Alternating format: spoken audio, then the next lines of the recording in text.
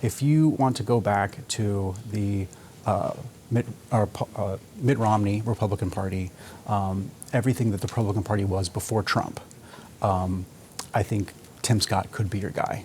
Mm-hmm. He's hopeful, but he's very much a kind of unreformed Mitt Romney Republican.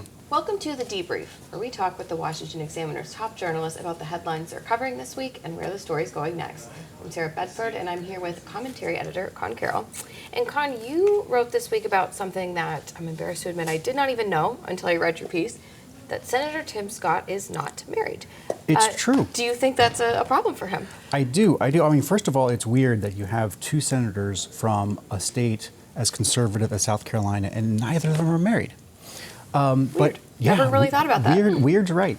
But Tim Scott, when he was first in public life, said at 30 years old that he was a virgin, was not married. And since then, he has said that he's no longer a virgin, and he's had relationships with different men, but he's still not married.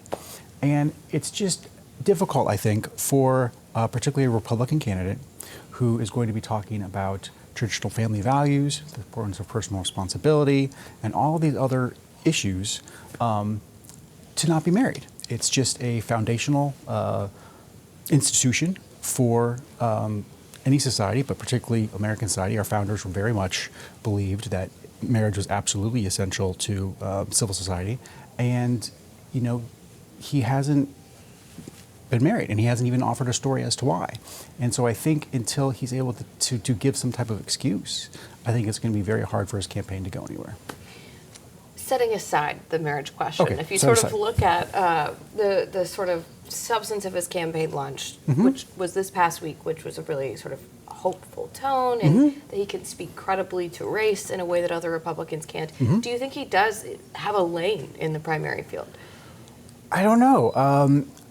I guess kind of like, at his launch, one of his key campaign advisors was one of the authors of the 2012, I guess the 2013 to 2012 Republican autopsy, right? Mm-hmm. So if you want to go back to the Mitt Romney Republican Party, everything that the Republican Party was before Trump, I think Tim Scott could be your guy.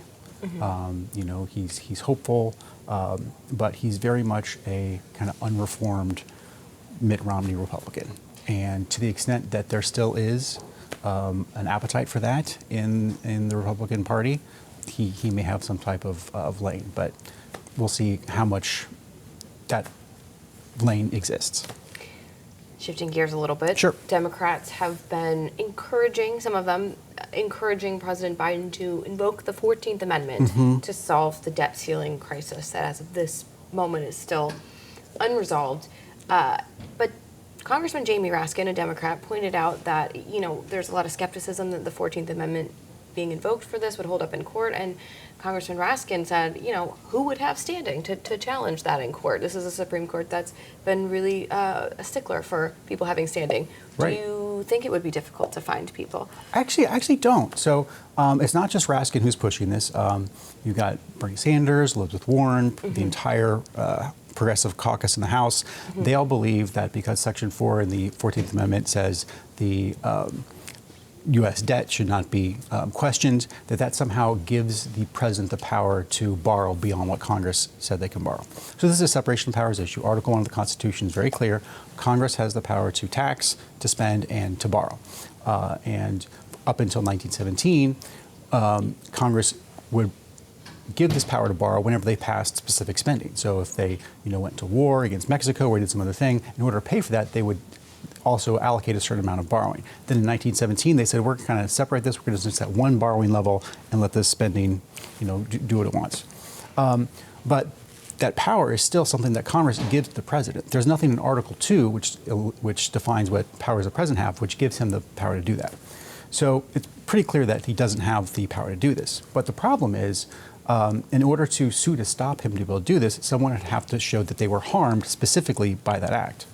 And so I think this is actually going to be easier than Jamie Raskin thinks, because the way that Biden would breach the debt limit would be he would tell Janet Yellen, look, just ignore the debt limit and sell new bonds. These bonds would be Biden bonds, and be, somewhat different than the other bonds, because they wouldn't be authorized by Congress.